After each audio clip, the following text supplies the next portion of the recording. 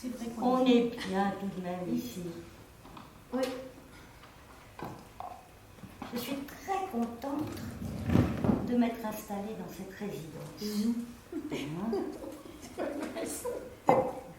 Même le nom, il est joli. La résidence des coquelicots. Ça évoque des chansons, ça. La la la la la la la. Eh bien ça, je suis bien de ton avis. Hein.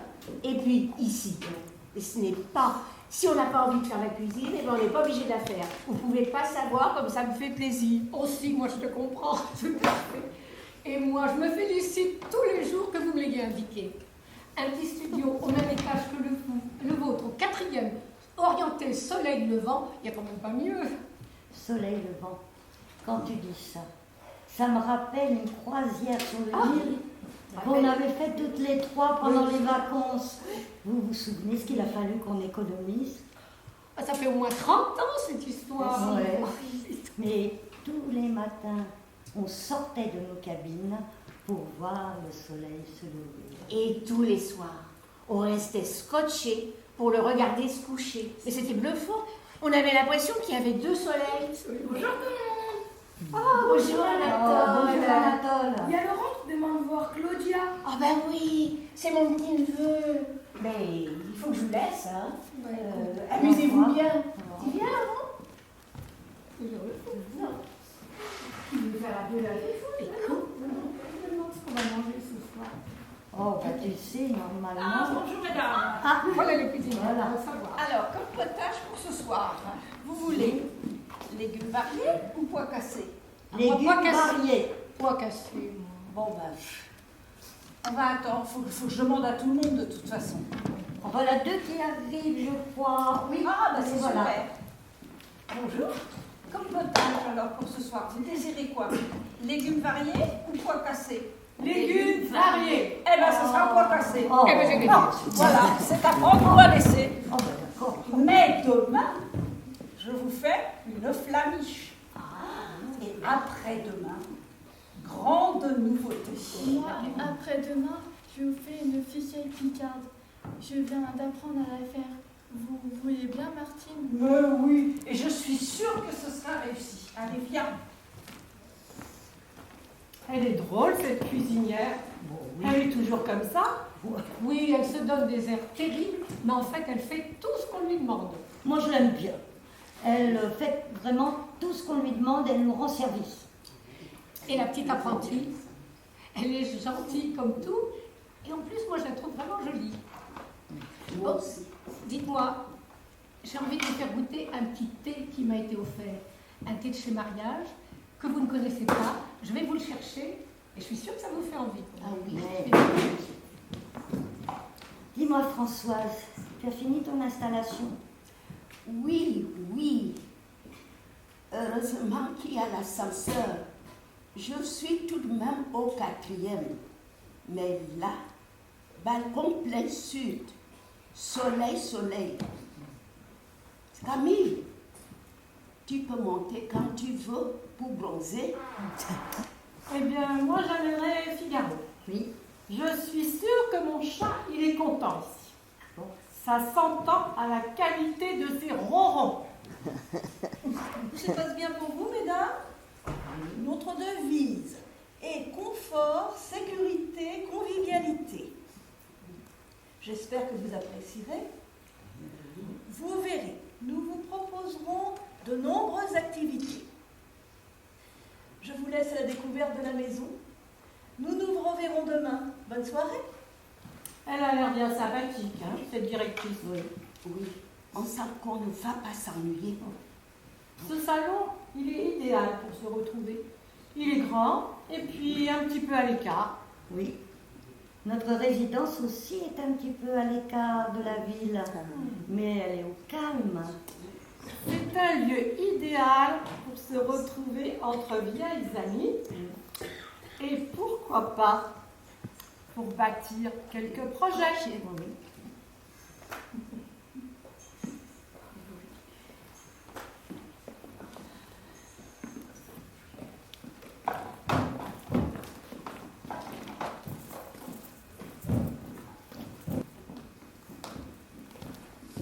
Je ne sais pas ce qui se passe ici, mais ça devient très curieux. Depuis que je fais le ménage dans cette résidence, et ça va commencer à faire un bon bout de temps, hein, ben je n'ai jamais senti cette drôle d'atmosphère. Il va se passer quelque chose de grave. Il faut que je demande aux cartes. Parce que elle et moi, on ne se trompe jamais. Ça sent le brûlé. Qu'est-ce qui se passe? Qui est-ce qui a touché la pyrolyse? Qui l'a mise en marche? Tout est brûlé. Mon gâteau? C'est mon gâteau, celui que j'avais fait avant, qui a brûlé? Mais... Oh, mais c'est pas possible. Oh! Oh non! Oh, ce gâteau que je venais de faire! Oh non! Ah non, non, non, touchez pas à mon gâteau, c'est mon gâteau! Je vais être obligée de le jeter à la poubelle, il est perdu! Oh non, c'est trop dur! Ça n'a l'air de rien, un gâteau brûlé. Mais ça peut avoir de terribles conséquences.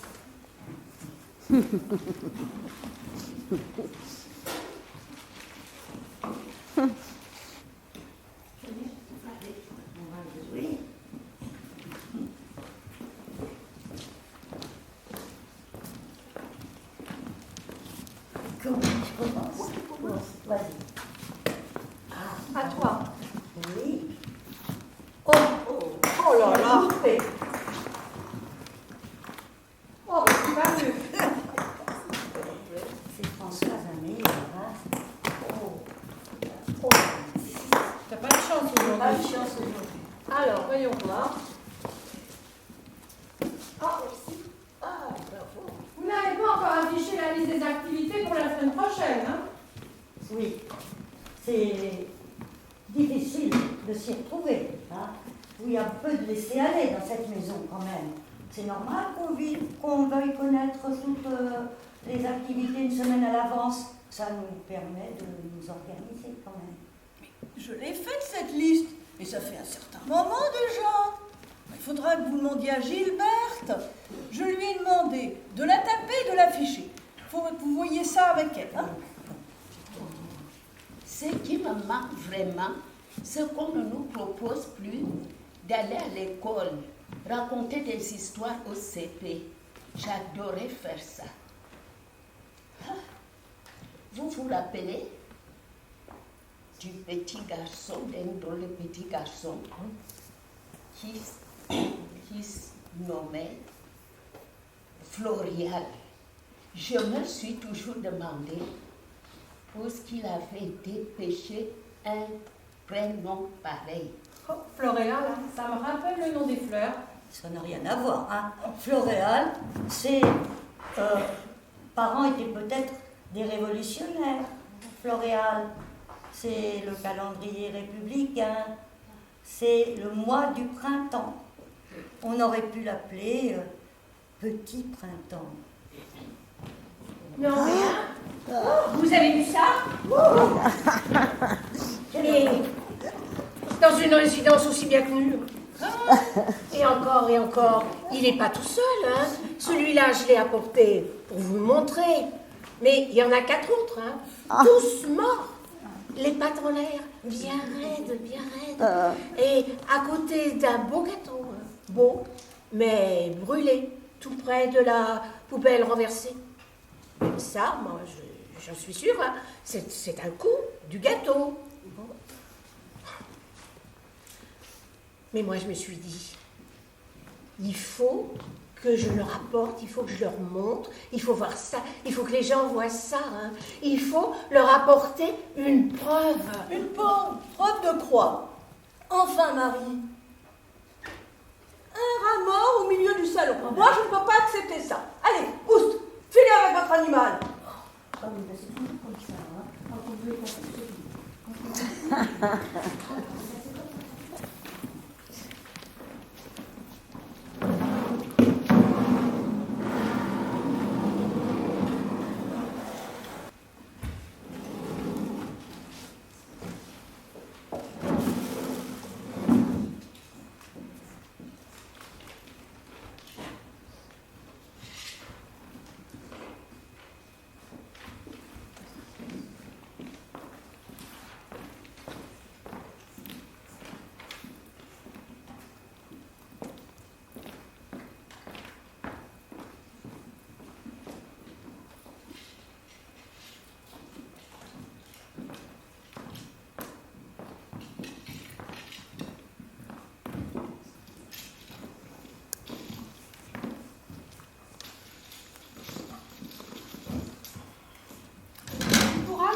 la recette du tiep parce que j'adore ça, mais je ne sais pas la faire. Oui, ce n'est pas difficile, mais c'est long à faire. Surtout dans nos petites cuisines où il n'y a pas toujours de la place. Écoutez, si je réussis, je vous invite toutes.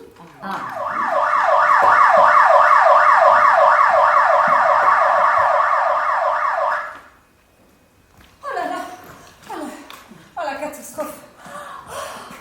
Oh mon Dieu, oh mais quelle affaire. C'est horrible. Je suis sortie poster une lettre au bout de la rue, et là, un monsieur bien, sous tout rapport, s'écroule à mes pieds. Ben oui, il ne bouge pas. J'ai cru qu'il avait une crise cardiaque, j'appelle les secours, il ne bouge rien du tout, il est mort. Oh mais quelle histoire, mais j'en suis toute retournée. Oh là là.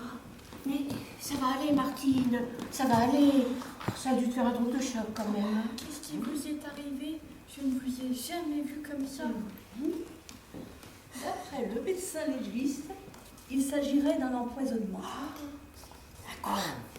Et le plus curieux, c'est que ce monsieur sortait de notre résidence. Non, c'est pas possible. La police veut venir enquêter. Oh, ça va mieux, Martine? Ben, il faut bien, hein. Bon, ben, écoutez, si vous voulez manger à midi, je retourne à mes fourneaux. Allez, viens Léa, on va préparer à manger. Je vais vous aider. Ça va aller. J'ai déjà épluché tous les légumes. Oh, c'est très bien, c'est très gentil ça. Merci.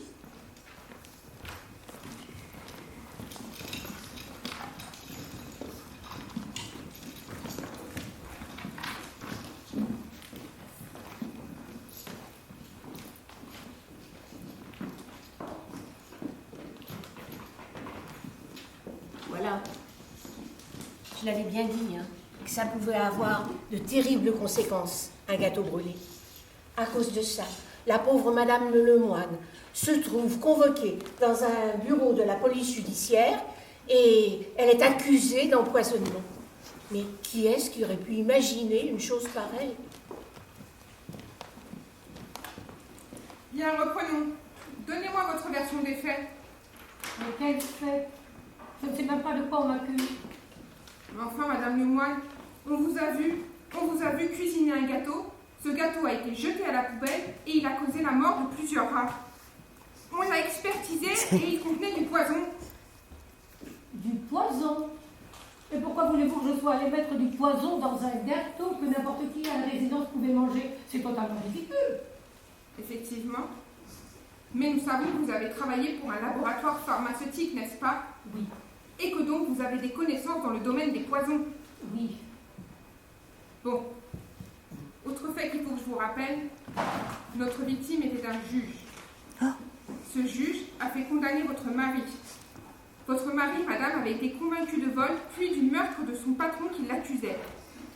Excusez-moi. Faut que je prenne un médicament. Je sais ce que je vais vous dire est grave, mais votre mari s'est suicidé en prison en clamant son innocence. Vous savez donc que mon mari... J'étais totalement désespérée, madame. J'étais malade pendant de longs mois. Ça dépassait tout ce que je pouvais supporter. Mais un juge a cru la parole de votre mari.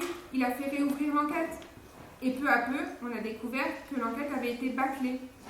Le juge, notre victime, n'a pas été inquiété et il a continué à couler des jours paisibles.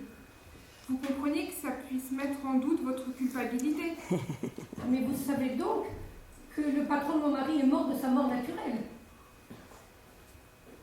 L'enquête avait été complètement bâclée. Tout a été scandaleusement bâclé. Ce juge était un monstre de bêtises et d'incompétence. Et mon mari n'a pas été sa seule victime, vous savez. Il a continué, qu'importe, à travailler jusqu'à sa retraite, même pas anticipée.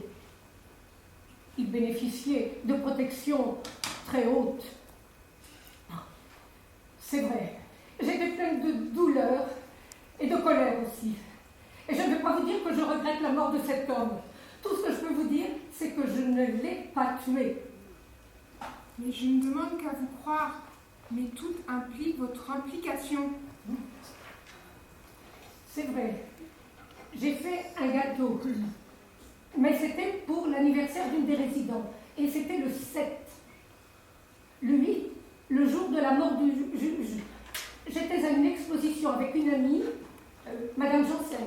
Je peux vous donner ses coordonnées. Vous pouvez la convoquer. Elle vous confirmera la visite. Mais d'ailleurs, j'y pense. Je suis sûre d'avoir gardé le billet d'entrée. Je pense que je l'ai là, dans mon sac. Attendez. Tenez, le voilà.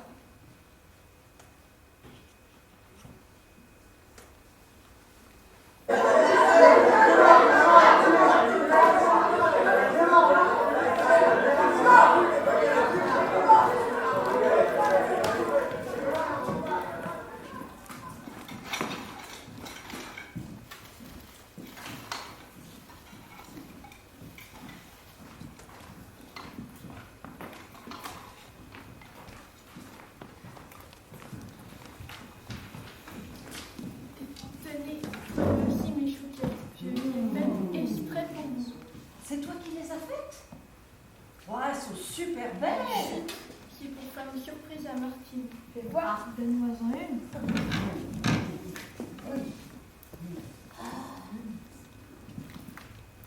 Ah, mamie, tu es là. Que je suis content. Ils ne t'ont rien fait, la police. Toi, eux, ils étaient cachés derrière un miroir. Ils te voyaient, mais toi, tu ne les voyais pas. Oh, Anatole, je te raconterai tout ça. C'était pas si méchant, mais je te raconterai tout ça pour toi tout seul bientôt. Tu sais, ça c'est dans les films. En vrai, ça ne se passe pas comme ça. Sinon, tu as goûté mes chouquettes? Oui, c'est très bon. Est-ce qu'on peut emporter la sienne? Ah non, je les ai préparées pour les dames de la résidence.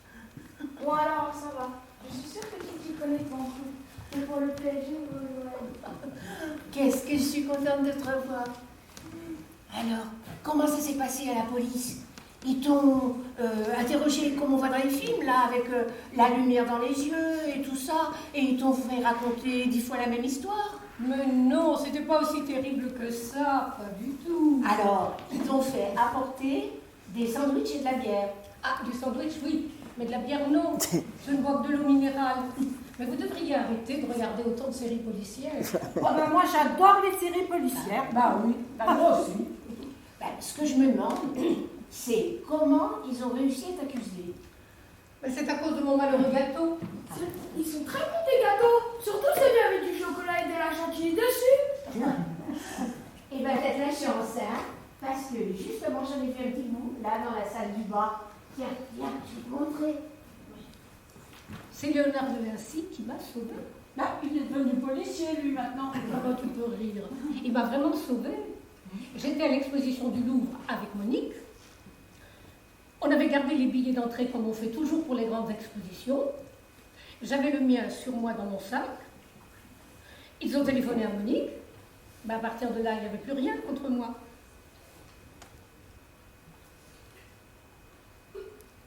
Qu'on reste unis, qu'on ne crée rien. Ah, ça commence bien. Allez, on boit du champagne. Et moi, je peux en avoir juste un petit peu pour goûter. Mais oui, comme d'habitude. Mais oui. Un beau projet.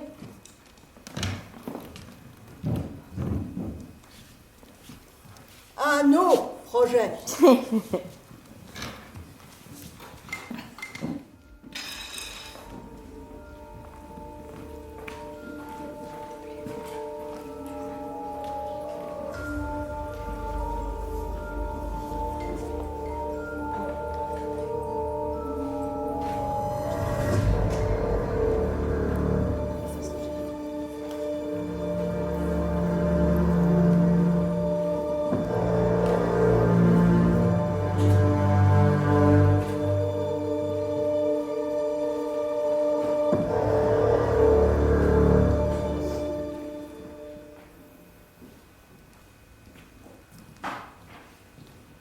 Cette nuit, j'ai fait un rêve terrible.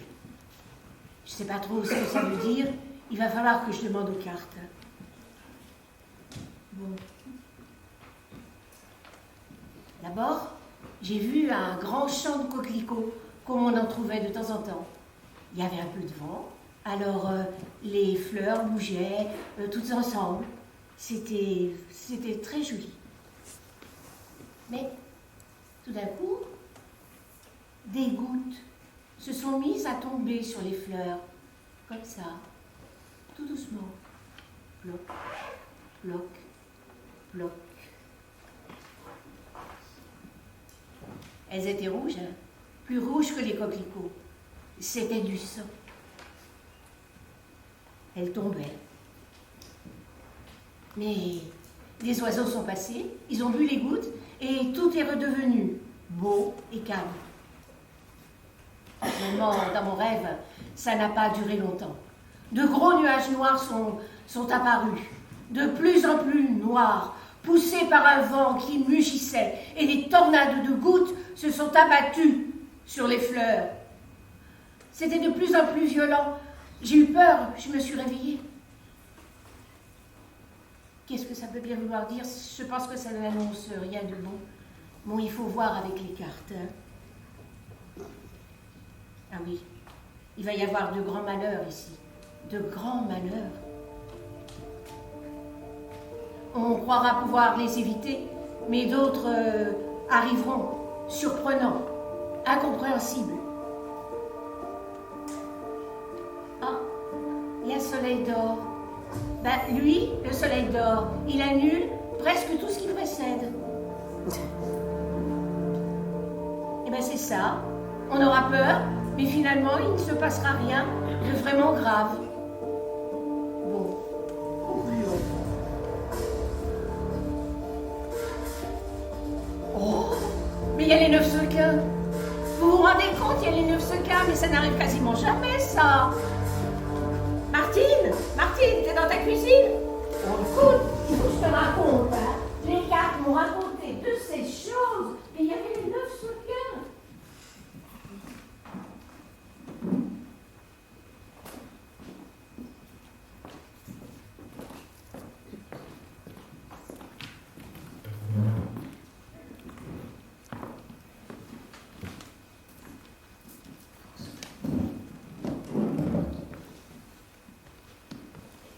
Françoise, tu as mis au frigo le champagne qui restait?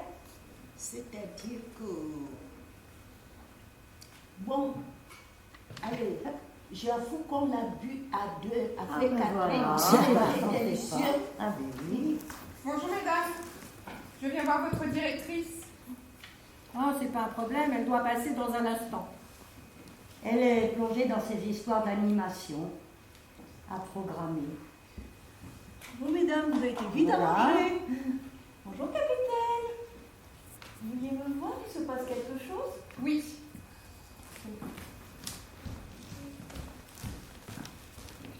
Un médecin est venu dans votre résidence, sûrement le médecin d'une de vos patientes.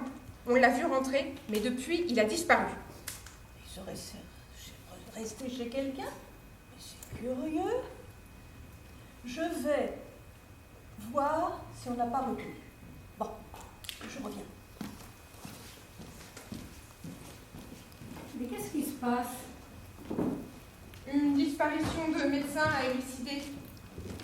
Vous savez, votre interrogatoire de la dernière fois m'a beaucoup marqué. Je sais que ce sont des choses difficiles à revivre. Vous n'avez aucune raison. Je n'ai aucune raison de vous en vouloir, capitaine. Tout semblait m'accuser. Mais vous avez su m'écouter. Il n'y aura donc plus d'autres erreurs judiciaires. Marie vient de trouver un homme enfermé dans le local de rangement du matériel de nettoyage au 3e étage. Un local qui venait d'être traité contre les rats. Un produit très nocif. Si on reste là à le respirer, on ne peut pas survivre. Mais vous vous rendez compte, hein, c'est moi qui l'ai trouvé. Mais c'est trop horrible, hein. Le pauvre monsieur, il était tout recroquevillé, là. Il s'était acharné contre la porte.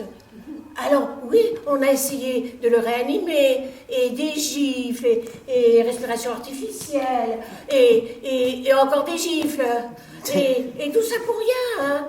Mais il faut dire que le local est très à l'écart, Mais c'est des questions sanitaires, vous savez, les règles sanitaires. Parce que, bon, il y a les poubelles jaunes, il y a les poubelles marrons, il y a les poubelles vertes, il y a les très très vertes, les moyennement vertes, les pas vertes du tout. Enfin bon, il faut bien les caser quelque part, alors on les met là, loin de tout. Alors personne n'a rien entendu. Mais le pauvre monsieur, le pauvre monsieur. Marie, allez vous reposer. Allez. Nous allons mener une enquête. Mais pour l'instant, il s'agit de calmer tout le monde. L'affolement rendra les choses beaucoup plus difficiles.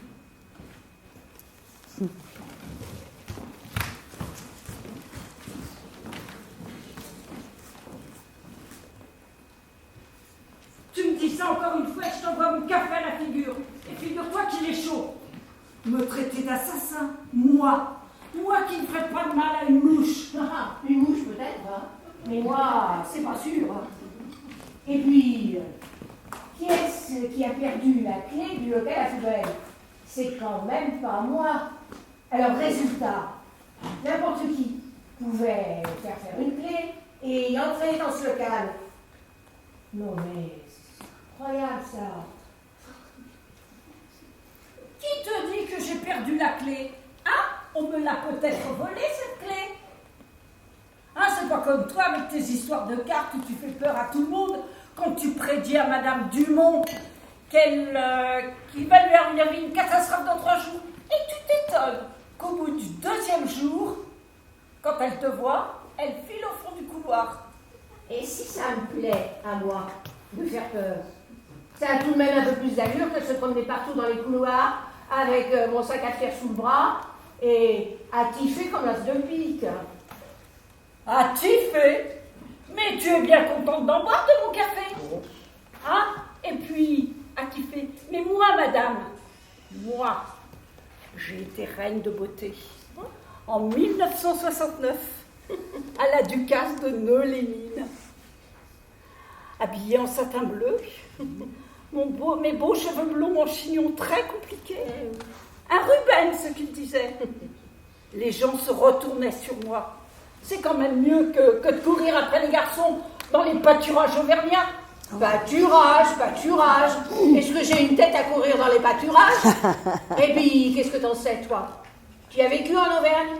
J'aime mieux te dire que c'est un peu plus joli que le 9-3. Bon, écoute.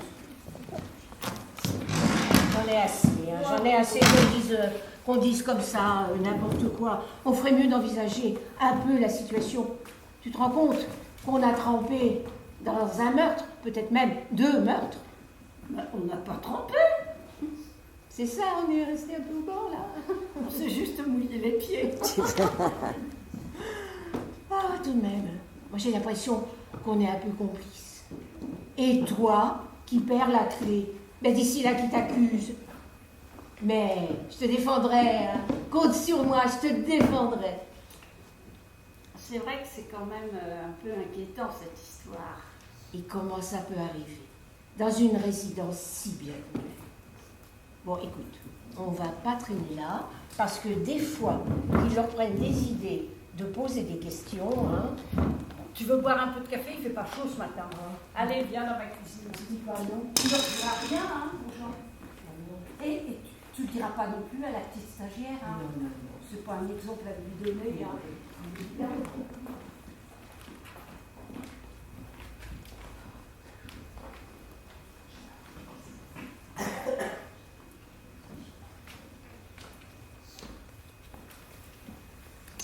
Bien, c'est bien vous qui avez trouvé le corps. Vous n'avez pas mis bien longtemps après mon arrivée à croire que vous saviez où chercher. Notre femme de ménage qui m'a amené directement au local du 3e étage.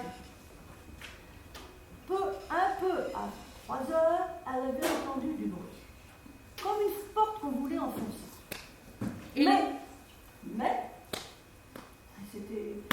ça n'avait pas duré longtemps, donc elle s'était remise à son travail. Et les résidents n'ont rien entendu à cette heure-là. Il y avait un concert dans le salon. Le salon est très éloigné de ce local. Donc ce qui veut dire qu'à 15h, notre victime était encore en vie. Le médecin légiste estime la mort vers 16 heures, ce qui concorde. Ce qui est plus troublant, par contre, c'est l'identité de la victime. Il s'agit du docteur Moulin. Comment ça, le docteur Moulin? Je ne l'ai pas reconnu, pourtant. Et pourtant, vous le connaissez, n'est-ce pas? Oui, je le connais, je sais ce qu'il a fait. Il n'a pas voulu croire mon fils quand il se plaignait de douleurs violentes. Il prétendait qu'il ne devait pas souffrir vraiment, que c'était psychologique. Quand il assistait, il lui a dit que c'était psychosomatique. Je voyais mon fils dépérir de jour en jour. Il s'effondrait dans mes bras en pleurant, en disant qu'on le prenait pour un fou. Et quand un médecin l'a enfin cru et l'a hospitalisé, il est mort 2 jours après, il avait 20 ans. J'ai cru devenir folle. Oui, j'ai haï cet homme. Vous êtes consciente de me donner le parfait mobile et de vous désigner vous-même comme coupable. Je me suis. Je n'ai fait que porter plainte. Vous savez, c'est certainement cette plainte qui vous a conduit jusqu'à moi. Effectivement, nous l'avons trouvé. Oui, et vous pouvez voir aussi que je l'ai retiré très vite. Quand j'ai compris que mon fils était mort, que personne ne me le ramènerait, que c'était une erreur médicale. Ça aussi, nous l'avons vu. Mais je suis désolée de vous rappeler tout ça, mais quel est votre emploi du temps de la journée du meurtre? Non. Je suis restée dans mon bureau, sauf pour déjeuner que j'ai pris avec les résidents. Ensuite, j'ai accueilli les musiciens, mais je ne suis pas restée avec eux pour le concert. Je suis retournée à mon bureau parce qu'il y avait des personnes qui voulaient s'inscrire dans la résidence. Donc, j'ai monté tous les dossiers, j'ai pris les noms, les adresses, tout est dans mon ordinateur, vous pourrez vérifier. Et quelqu'un a touché à votre ordinateur? Mon bureau est toujours fermé à clé et mon ordinateur a un mot de passe que je suis la seule à connaître. Nous allons aller ensemble à la résidence, nous allons consulter l'ordinateur et si ce que vous dites est vrai, je vous rendrai à vos résidents. 2 meurtres en quelques semaines, ils doivent être sous le choc. Nous sommes tous sous le choc, capitaine. Je vous conduis à mon bureau.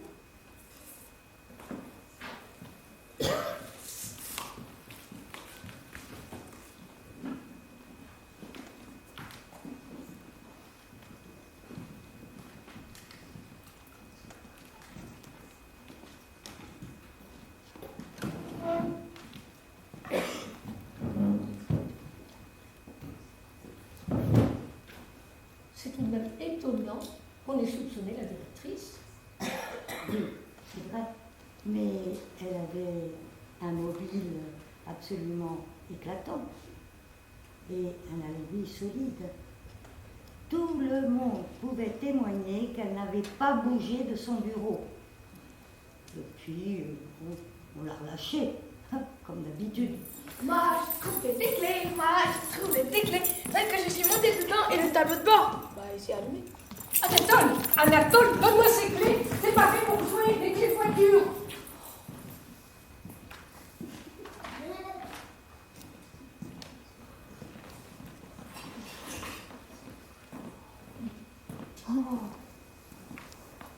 Oh ben Marie, mais qu'est-ce qui vous arrive? Vous êtes blessée? On ne pouvait pas s'en douter, on n'a pas entendu l'explosion. Racontez-nous. Je vais chercher, je sais où est la trousse à pharmacie. Mais moi, je demandais une prime de risque, hein, parce que, bon, je faisais le ménage juste dans une pièce du bord, tout à côté du parking, et tout à coup, il y a eu une énorme explosion. Et ben, ça a soufflé les vitres, il y a plein de petits bouts de verre qui me sont tombés dessus, et alors, vous voyez le résultat, là, hein, maintenant. Bon, je sais où est la trousse à pharmacie, je vais la chercher. Oui. Mais s'il y a eu une explosion, mon Dieu, Anatole avait les clés d'une voiture. Vous mettez vos mains ici. Oui.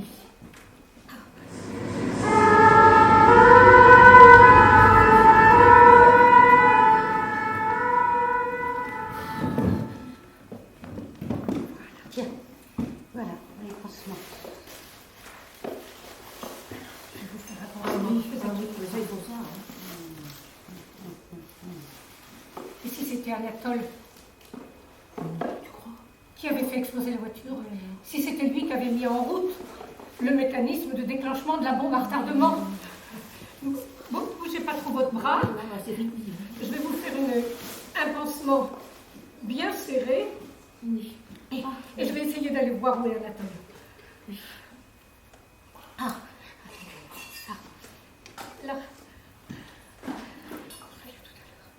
Tenez, buvez ça, ça va vous remonter. Ah ben ça fait du bien, hein. Peut-être un autre petit. Ah bon? Oui, Marie, tu es là. Bah, heureusement que vous étiez là. Je savais que tu étais au rez-de-chaussée. Oui. Je t'ai cherché, je t'ai appelé sur ton portable et ça répondait pas. J'ai eu une de ces peurs. J'ai cru que tu étais morte. Si, j'ai eu peur. Avec cette explosion, un bruit terrible. Bah, tu pouvais toujours attendre, hein. C'était mon portable qui était mort, hein. Oh là là, mais quelle affaire. Je prendrais bien un petit coup moi aussi, tiens. Ah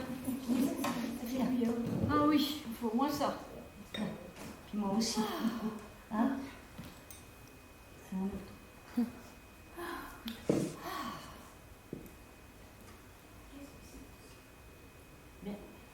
Qu'est-ce qui s'est réellement passé? Une voiture qui a explosé sur le parking arrière. Un vrai désastre. Il y a 3 autres voitures qui brûlent. Et à l'intérieur de la voiture, il y avait un homme. C'est peut-être lui qui l'a fait exploser en mettant le contact. Et les pompiers sont là. Ils ont évacué tout le rez-de-chaussée et on n'a pas le droit de sortir. Et on n'a même pas le droit de sortir du salon. Oh, Et la police c'est la deuxième fois. La routine, quoi. C'est la voiture dont j'avais les clés qui a explosé. Oui, Anatole, il t'est bien arrivé à toi? Oh, écoute, c'est un accident, ne t'inquiète pas, c'est fini.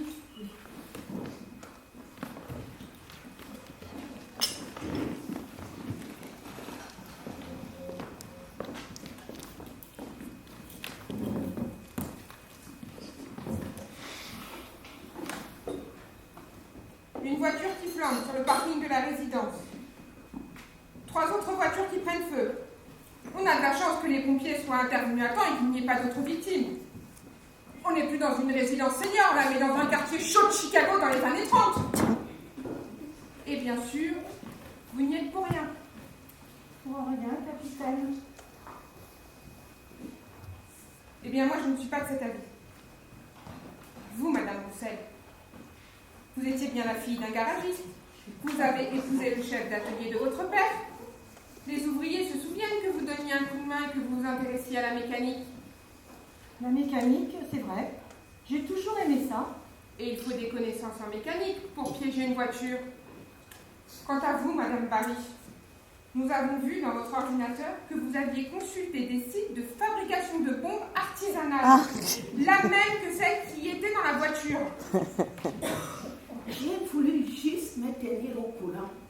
Parce que, vous savez, dans mon pays, les assassinats, il y en a. Ils ne sont jamais punis. Pourtant, on ait dressé la patte aux policiers et aux juges. Alors là-bas, c'est plutôt à la machette. Tout de même, les assassins se modernisent. Alors j'ai voulu voir si une petite bombe c'était facile à faire. Une experte en mécanique et une autre qui cherche à faire des bombes artisanales. Voilà qui fait de vous 2 coupables, avouez-le. Mais pourquoi on aurait fait ça? Il faut une bonne raison pour tuer quelqu'un. La raison, je vais vous la donner. Votre fils et votre fille venaient de se marier. Ils étaient en vacances, près d'Arles, en Camargue, et ils faisaient du vélo sur une petite route. Un chauffard les a fauchés, il ne s'est pas arrêté et vos enfants sont morts. Mais cet homme, il a été arrêté, identifié et jugé. Oui, mais il a nié le délit de fuite. Avec un bon avocat et quelques témoignages de complaisance, il s'en est tiré avec 1 an de prison, la peine minimum. Et cette peine a été transformée en port d'un bracelet électronique. Ce n'est pas cher payé, trop peu cher sans aucun doute. Ne me dites pas que vous aviez oublié cette tragédie. Comment on aurait pu avoir oublié? Il n'y a pas un jour où on n'y pense pas. Mon fils avait 25 ans, sa fille 23 ans. Ils étaient heureux, ils avaient la vie devant eux. Ce jour-là, c'était un samedi. Et comme tous les samedis, on dînait ensemble chez Françoise. Les enfants le savaient. Ils nous donnaient des nouvelles chaque samedi. Nous dire ce qui n'allait pas. Et ce soir-là, ils ne se sont pas manifestés. On a essayé de les joindre sur leur portable, mais que le répondeur. Alors on a commencé à s'inquiéter. Ce n'était pas dans leur habitude de ne pas donner de nouvelles. Alors on a essayé de joindre la petite pension où ils avaient séjourné. Mais rien. On ne les avait pas revus depuis la matinée. On a appelé la police. Ils nous ont dit qu'ils allaient faire des recherches et qu'ils nous appelleraient. On a donné le numéro de téléphone de Françoise, mais rien. Et vers minuit, vers minuit, la gendarmerie d'Arles nous a appelés. Allons, calmez-vous. Excusez-moi. Allô? Madame Caron? Oui, la directrice, oui. Comment ça, ces deux femmes ne peuvent pas avoir commis ce meurtre? Pourquoi? Elles étaient à Fontainebleau. Vous en avez la preuve? D'accord, merci. Pourquoi vous ne m'avez pas dit que vous aviez un alibi? La directrice vient de m'appeler. Vous étiez à Fontainebleau le jour du meurtre. Une sortie organisée par le comité des œuvres sociales. Bon, allez. Je n'ai plus d'alibi, je n'ai plus rien contre vous, hein. Je vais faire appeler une voiture et vous allez rentrer à la résidence. D'accord? Vous n'allez pas rentrer dans cet état.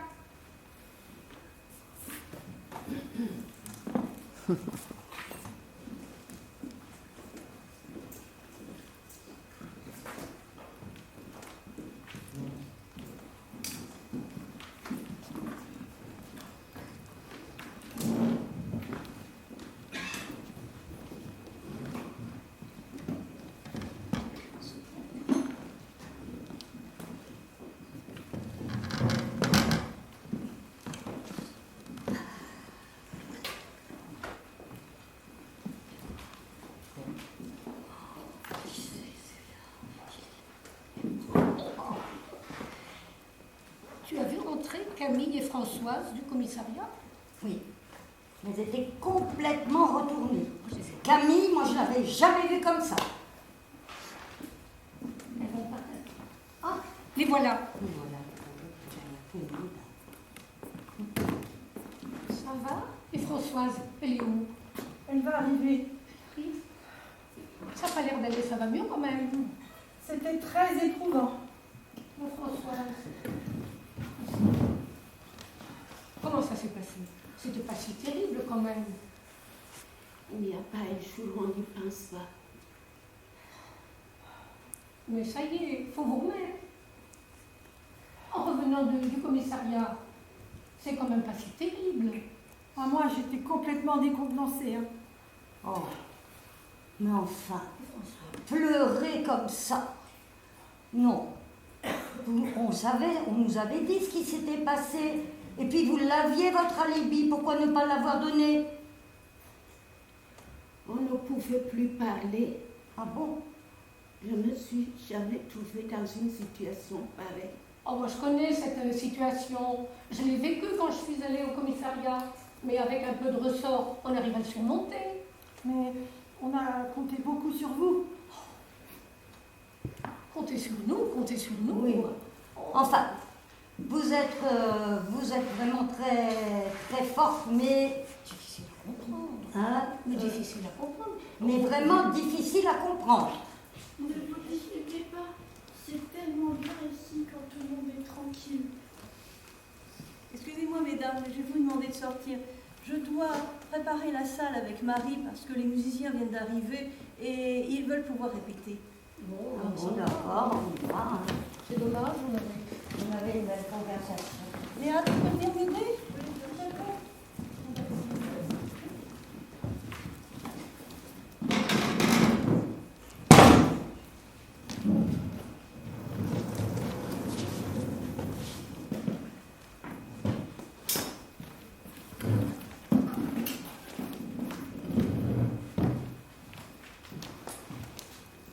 Bon, elles sont un peu bizarres ces dames tout de même. Mais j'en ai de la chance quand même. Pour mon premier stage, il se passe toujours quelque chose. On se croirait au cinéma ou dans une série à la télé. Vous arrivez à suivre vous? Moi, des fois, je suis carrément débordée. Heureusement qu'il y a Martine. C'est fou tout ce qu'elle m'explique. Et Anatole, c'est vrai qu'il est un peu jeune, mais il s'y connaît trop bien en foot. Il y a aussi les dames de la résidence. Elles me parlent de ce qu'elles ont vécu étant jeunes. Enfin, j'ai l'impression que ce stage, je m'en souviendrai toujours.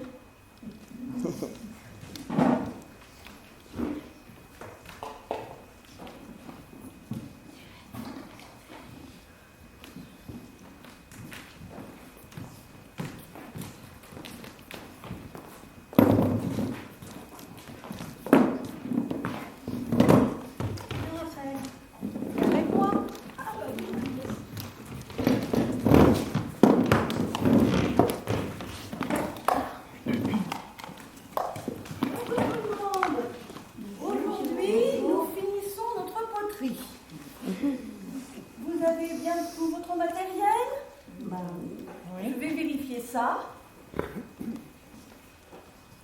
Oh, il est drôle ton bol, Anatole. Il est fini? Oui. Tu peux ajouter des hanches sur les côtés si tu veux. Oh, il est drôle ton bol. Si tu rajoutes une trompe pour faire le petit colombin et des oreilles, ça fera un éléphant, comme la prof nous a montré. Eh ben tu vois, j'ai suivi tes conseils. Et maintenant, je vais faire un éléphant. Oh, on est bien toutes là aujourd'hui. À propos d'éléphant, où est Monsieur François? Notre seul homme. D'habitude, il passe pas inaperçu, là. Oh, il doit être dans la salle de ping-pong. Je vais vérifier. Ah, Monsieur François, vous êtes installé là? Vous avez assez de place? Il est en comprend votre matériel. Bon, je ne vais pas vous déranger plus longtemps. Hein. Je vous laisse tout seul. Il se débrouille tout seul. Bon, alors, nous allons prendre, il ne faut surtout pas oublier qu'il faut commencer par le vernis. Hein, et ne pas mettre les couleurs d'abord. Le vernis d'abord. Donc vous tenez votre bombe à 15-20 cm et vous tournez tout doucement le bol et vous commencez par l'intérieur. Oh, Monsieur François, il est tombé avec tout son matériel. Oh, bonjour les dégâts. Vous voulez que je vous rapporte la bombe? Vous pourrez peut-être la récupérer. Malheureusement, n'y touchez pas, surtout n'y touchez pas. Oh, il faut le laisser se débrouiller tout seul. C'est pas parce que c'est un homme qu'il est idiot et puis toujours à vouloir vous occuper de lui. Bon, maintenant, vous tenez votre vol à 15-20 cm, vous commencez. Madame Marco, vous tournez trop vite. Tout doucement.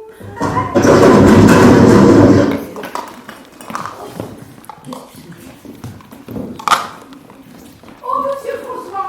Oh, Monsieur François! Oh, écoutez-vous, il ne respire plus. C'est sûr. Il est mort. Il est mort.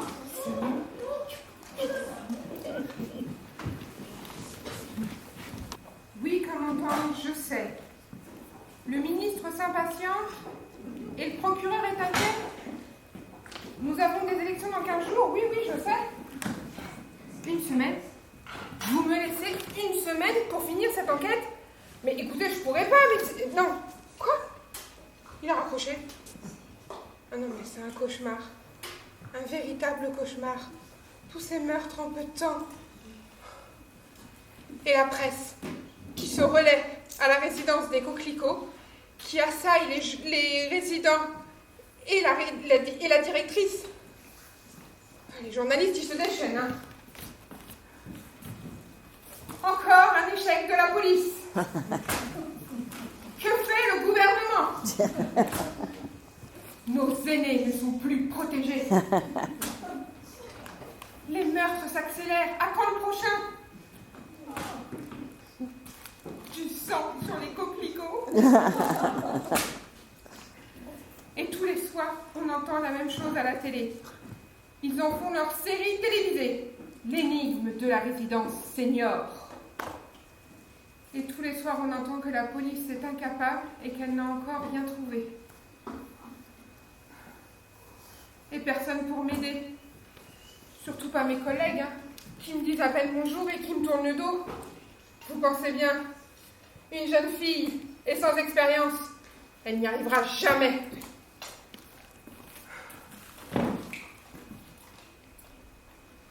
Samedi, je vais aller voir Michel. Elle habite près de la résidence. Elle connaît sûrement des choses sur les résidents.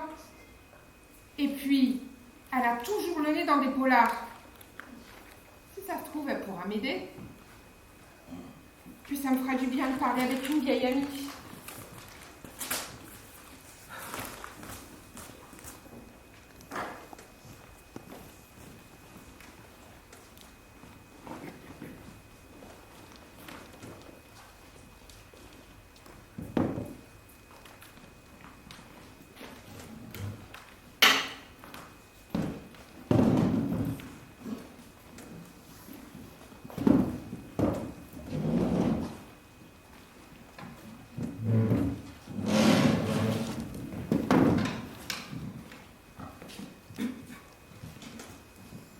Le myosotis ou bien la rose, ça c'est des fleurs qui disent quelque chose.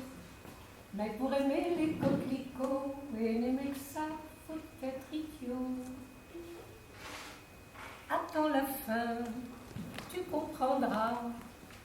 Un autre l'aimait, qu'elle n'aimait pas. Et le lendemain, quand je l'ai revue, elle dormait à moitié nue.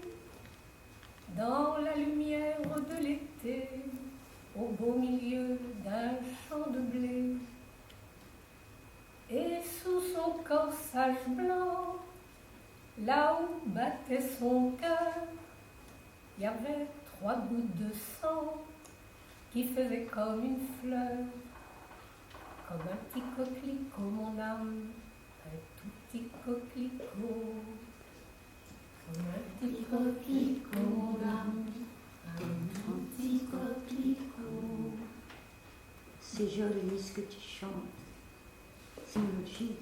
Oui, mais je vais vous laisser parce que je venais répéter pour la chorale de samedi. Et je ne veux surtout pas vous déranger, je vois que vous avez des choses à faire. À samedi.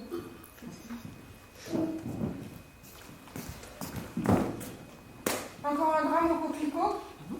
On a à peine un mois depuis le dernier. Mes collègues sont en train d'inspecter votre atelier d'activité. Ça tombe bien que vous soyez là toutes les trois. Vous connaissez bien celui qu'on appelait Monsieur François. Évidemment, il habitait au 12e et il participait à notre atelier. Je vous en prie, madame, vous savez très bien de quoi je parle. Monsieur François, c'est cet escroc, agent immobilier, qui il y a plus de 20 ans a causé la mort de vos compagnons. Ce n'est pas possible, capitaine, que vous connaissiez la duplicité de cet homme. Il a bouleversé nos vies à un moment où nous étions heureux. Nous avons été trop crédules. C'était nos premières vacances depuis la retraite. Et nous aimons bien aller nous reposer en Bretagne, ce petit coin où nous passions toujours nos vacances quand nous étions adolescents. Lorsque cet homme nous a proposé d'aller visiter une grande maison à vendre, nous étions emballés. Et de plus, vous savez, il y avait une vieille grange où on aurait pu installer un théâtre. Nous faisions beaucoup de théâtre amateur à l'époque. Et puis, c'était pas tellement cher. Dire qu'on peut même pas fumer. Il nous présente le propriétaire, un vieil original, qui ne quittait jamais son île. Il nous dit que la maison n'est pas chère, mais il veut à une seule condition, c'est que ce soit payé en liquide. Mais ça, c'était un complice. Nous savions que nous pouvions réunir la somme assez facilement. Alors, nous acceptons. Nous faisions un petit peu comme dans les pièces que nous écrivions pour notre théâtre. C'était tellement drôle. Nous vivions un véritable petit roman. Mais enfin, taisez-vous. Comment pouvez-vous raconter ça? Comme si c'était un vieux film. Comme si c'était pas à nous que c'était arrivé. Si, continuez. Je commence seulement à comprendre ce qui s'est passé. Donc, l'escroc trouve une barque. Chaque homme apporte son argent en liquide. On met tout dans un grand sac. Et là, en pleine mer, un endroit où il y a plein de remous et des grands courants, la barque chavire. Et les 3 hommes meurent. Oh mais taisez-vous, enfin. L'escroc connaissait bien la mer et les remous à cet endroit. Et il savait qu'on ne retrouverait pas les corps. Et c'est ce qui s'est passé. Oui, c'est vrai. Ça s'est passé il y a 20 ans. Et c'était inscrit dans tous les journaux. Mais nous avons vieilli. Pourquoi ferions-nous quelque chose maintenant, alors que tant de temps se sont passés? Bien sûr. Je ne sais pas. Peut-être l'occasion s'est-elle enfin présentée. Ce que je ne sais pas non plus, c'est comment vous avez réussi à convaincre Monsieur François de venir habiter ici dans la résidence. Mais je finirai par trouver. Quant à vous, Madame Marcoux, nous savons que vous avez été plasticienne et que donc vous connaissez l'utilisation des vernis et des produits dans le travail des métaux. Mais taisez-vous, vous aussi. Vous n'y comprenez rien. Si vos collègues avaient fait un peu mieux leur travail il y a 20 ans, tout ce gâchis aurait pu être évité. Bon, l'argent semble avoir disparu avec les corps. L'escroc feint de tomber malade. Il va se faire soigner en Suisse, où paraît-il, de la famille le réclamait. Tu parles. En fait, il a complètement disparu. Et on a classé l'affaire. Sûrement, c'était trop fatigant de le rechercher. Et puis, nous avions été des dupes bien trop faciles. Tout ça, ça n'en valait pas la peine. Eh bien non, je n'accepte pas.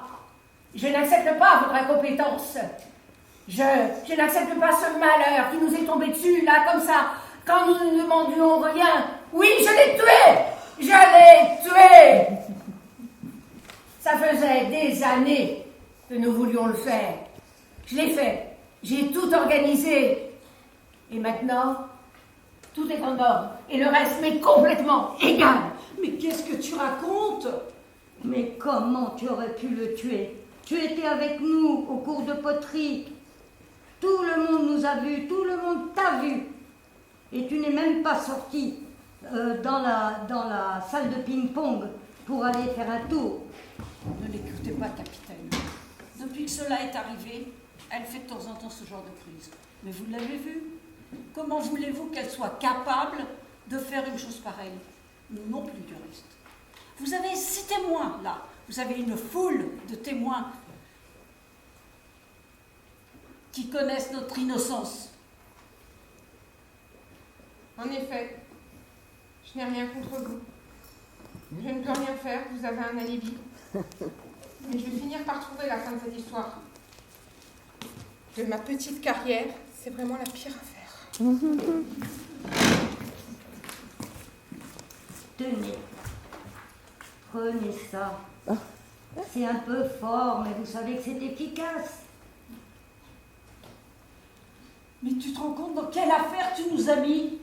Ça, c'est vrai. Allez, on va aller retrouver les autres.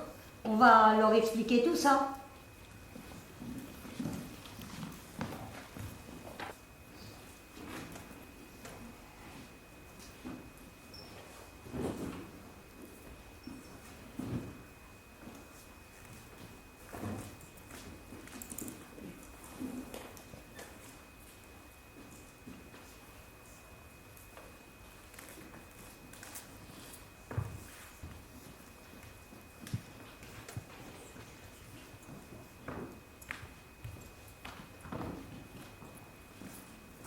Bonjour Michel. Tiens, Bonjour Cécile. je t'ai amené des chocolats. Et puis, T'es toujours aussi gentille. je viens boire un café avec toi parce que le commissariat et la résidence, j'en ai marre. Ah ça je te comprends. Écoute, c'est vraiment gentil de m'avoir apporté des chocolats. Avec tous les soucis que tu as, écoute, on va les partager. Pour le moral, c'est délicieux. Et avec un petit café, ça sera encore meilleur. Des chocolats noirs. C'est ce que je préfère. Et des rochers noirs. Oh non, qu'est-ce que je peux y appeler quand même. Des soucis, j'en ai. Hein. T'as vu ce que les médias disent sur la résidence des coquelicots? Ah bah écoute, j'ai vu et entendu, pas moyen d'y échapper. Tous ces meurtres en série dans la résidence, toutes ces résidentes que tu arrêtes, soupçonnes et qui sont relâchées tout aussitôt après. Non mais, tu te rends compte? Elles habitent juste à côté de chez moi. Mon balcon donne sur leur immeuble. Et encore, je connais plus ces résidentes. Je bavarde avec Madame Germain, par exemple, en prenant le bus. Elles n'ont pourtant rien du profil d'un assassin, ces femmes. Je sais, je suis en première ligne. À chaque fois, c'est la même chose. Elles ont un mobile, puis un alibi irréfutable, et je suis obligée de les relâcher. Ah, tu les vérifies, les alibis, quand même. Tu penses bien, c'est le béaba de mon métier. Ah, tu sais ce que Siménon fait dire à Maigret. Ce sont les pires criminels qui ont les alibis les plus solides. Alors ça fait réfléchir, tu te doutes bien. Dis-moi, leur mobile, c'est toujours la vengeance? Oui, toujours. Ah. Et elles sont amies entre elles? Oui, c'est un groupe de 6 vieilles résidentes qui se connaissent depuis des années. Mais la directrice aussi a été soupçonnée. Ah, alors effectivement, là c'est plus curieux. Écoute, il faut que je réfléchisse, parce que c'est pas évident. Et dis-moi, quand un meurtre a lieu, elles sont toutes à la résidence, sauf celles que tu soupçonnes? Je n'ai pas complètement vérifié. Tu dois te renseigner. Il doit bien y avoir une faille dans leur système. Bah oui, mais il faut la trouver, la faille. Bon, allez, je te laisse. Oh. Je vais aller faire des courses parce que j'ai pas beaucoup de temps à moi en ce moment. Et là, je Oh non, on n'a même pas eu le temps de boire un café.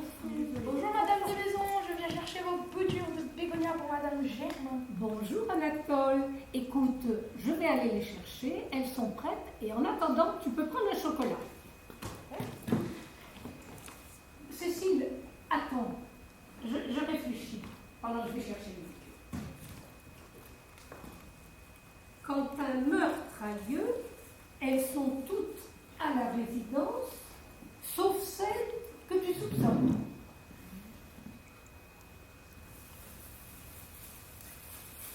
Écoute, je n'y arrive pas. Et moi, je vais me remettre à mes mots croisés. Oh, attends, ça goûte. La maîtresse nous en a parlé. C'est quand on croisait le fer avec les croisades, avec les croix en argent. Eh bien, écoute, voilà, moi je me remets à mes mots croisés. Et je vais essayer de te comprendre. Merci, au revoir. Au revoir, Anatole. Croisés. Mais oui, j'y suis. C'est ça la solution. Comment ça, la solution? Ce sont des vengeances croisées. Regarde. Tiens, dis-moi.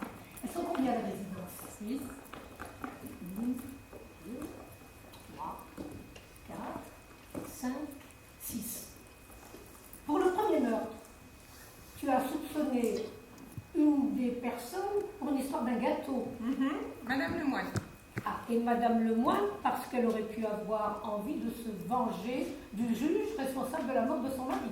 Oui, mais elle avait un alibi. Elle était à une expo Léonard de Vinci avec une amie. J'ai tout vérifié. Ah, mais elle avait un alibi. Mais les autres vieilles dames, elles étaient toutes ensemble à la résidence. C'est elles qui ont réalisé le meurtre. Laquelle? Aucune importance. Elles sont toutes complices. Et elles n'avaient pas de mobile du tout. Et c'est ce qui se passe dans chaque situation. Celle que tu soupçonnes, en fin de compte, est à l'extérieur, elle a un mobile, et les autres, elles se préparent un alibi dur, un y revenir. Et pendant ce temps-là, les autres font le travail. Mais oui, bien sûr. Mais oui, c'est ça la solution. Je savais qu'il fallait que je vienne te voir. Et manger le chocolat en plus.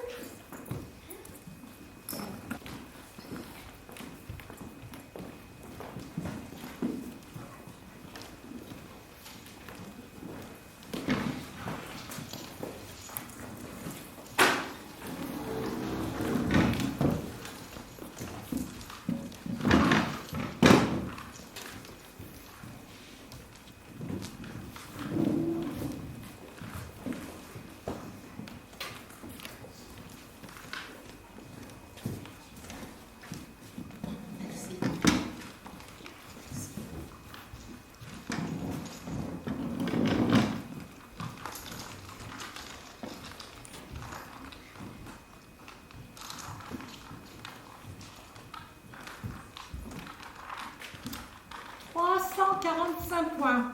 Et vous 320. Vous avez gagné. Comme d'habitude.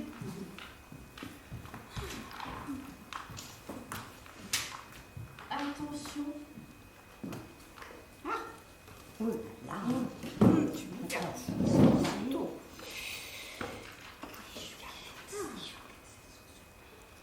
Mais c'est moi qui travaille le dimanche. Eh oui, c'est ça la vie d'apprenti.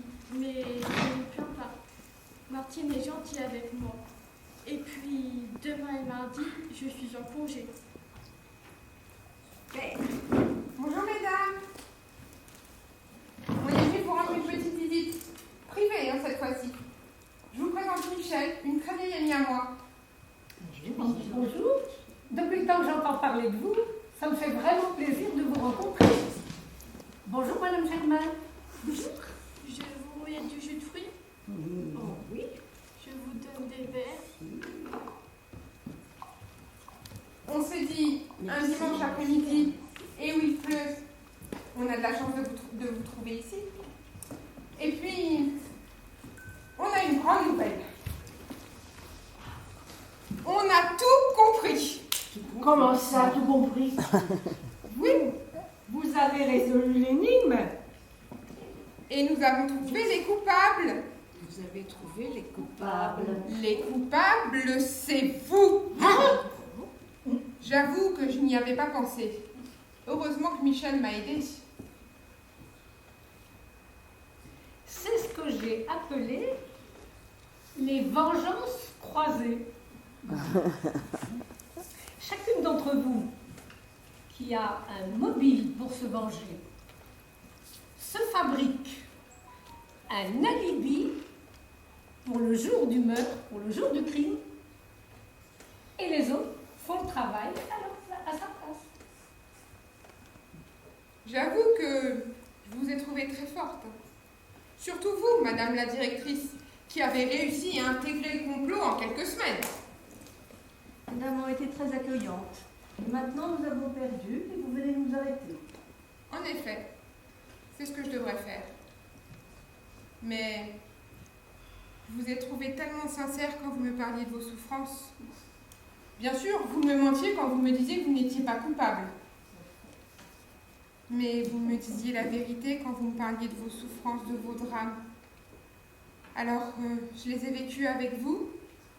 Et quand vous aviez enfin un alibi, j'étais contente de pouvoir vous relâcher. Je n'ai jamais vu en vous des criminels. Alors, voilà ce qu'on vous propose.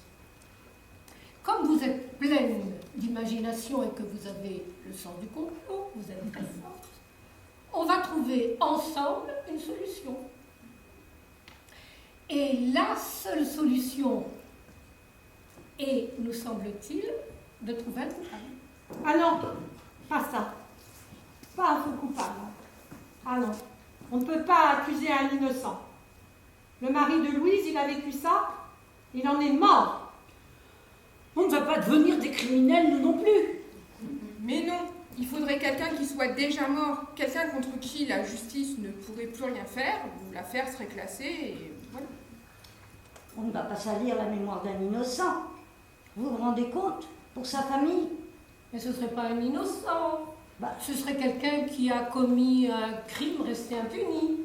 oui, quel était son mobile? Non, mais le problème de cet innocent, c'est qu'en fait, il faudrait qu'il ait habité dans la résidence, puisque tout s'est passé ici. Vous ne devinez pas à qui on a pensé? Monsieur François. Monsieur François. C'est le dernier qui est mort. Il habitait la résidence et il n'avait pas de famille. Et depuis sa mort, tous les meurtres se sont arrêtés. Et puis, vous reconnaissez qu'il était loin d'être innocent. Oui, mais tout ça, il va falloir le trouver. Et quel était son mobile? Ah, ça, c'est vrai qu'on a un tout petit peu plus de difficultés, mais on vous fait confiance. On commence à avoir l'habitude. Vous avez trouvé le coupable?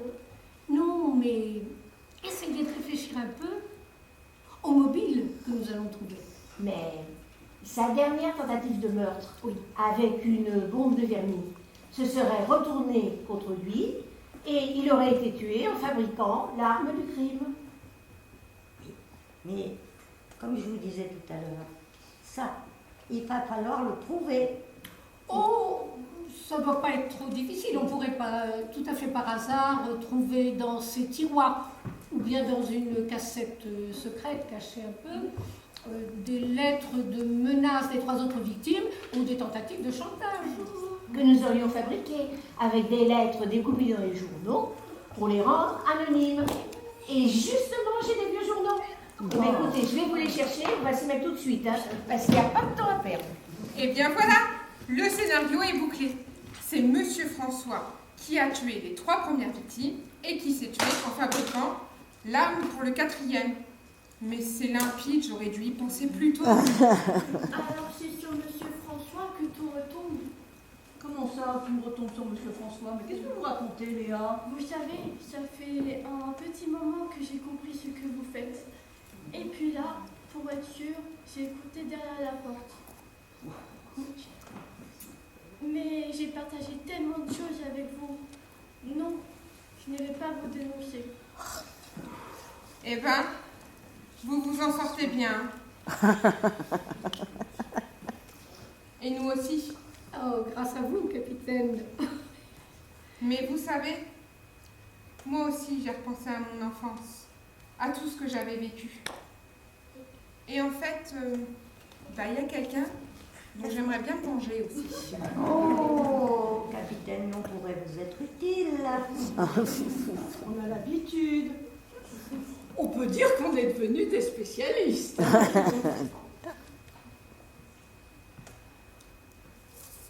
On s'en sort bien. Tiens, Léa, tu viens pas faire un Scrabble? Viens, Anatole. Viens, viens avec nous, Anatole.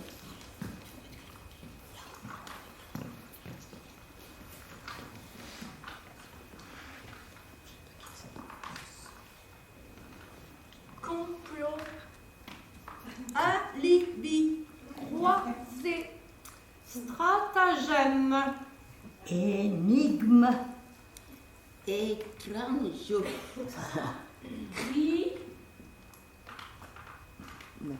Mi. Nel. Inel.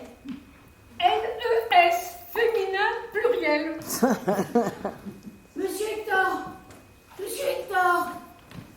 Je l'ai trouvé devant sa fenêtre. Il avait un grand couteau planté là. Et à côté de lui, il y avait un coquelicot.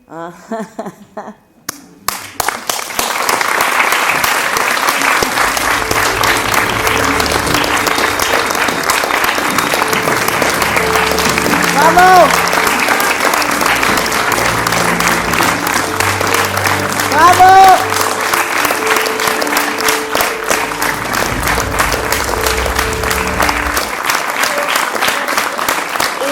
Je ne sais pas où se trouve l'autre autrice et l'autre metteuse en scène. Vous voyez, voilà, elle est là.